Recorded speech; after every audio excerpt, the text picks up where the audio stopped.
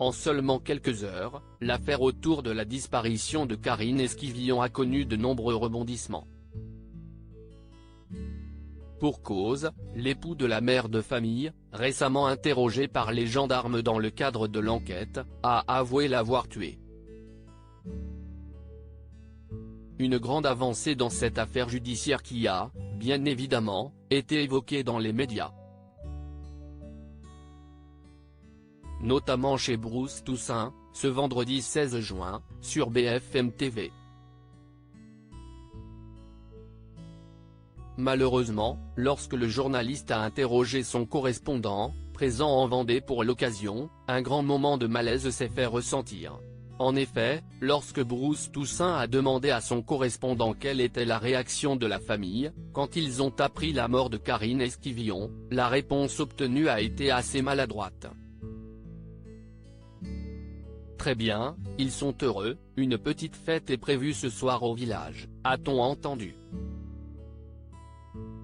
Une confidence qui pourrait suggérer que les proches de la victime seraient, presque, ravis de la mort de la mère de famille.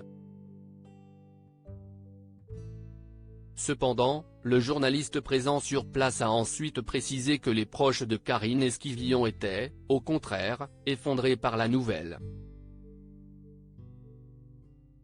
Une réaction qui, compte tenu de la gravité des faits, est clairement plus sensée que la première confidence partagée. Mort de Karine Esquivillon, qu'a raconté son époux aux enquêteurs? Si au départ de l'enquête, Michel Pial avait assuré que son épouse était partie délibérément du domicile conjugal, il a cependant souvent changé de discours. Ce qui avait énormément perturbé les proches de la mère de famille qui, dans la presse, avaient souvent pointé du doigt de nombreuses incohérences dans ses prises de parole. Mais voilà, face aux enquêteurs et comme l'a révélé Le Parisien, Michel Pial est vite passé aux aveux. L'homme évoque un accident, à l'arme à feu, dans des circonstances encore floues, ont précisé nos confrères. En ce qui concerne le corps, le brocanteur en ligne l'aurait simplement dans un bois en Vendée.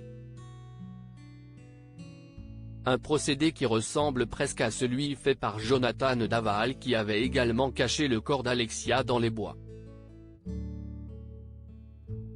Crédit photo, capture d'écran Facebook.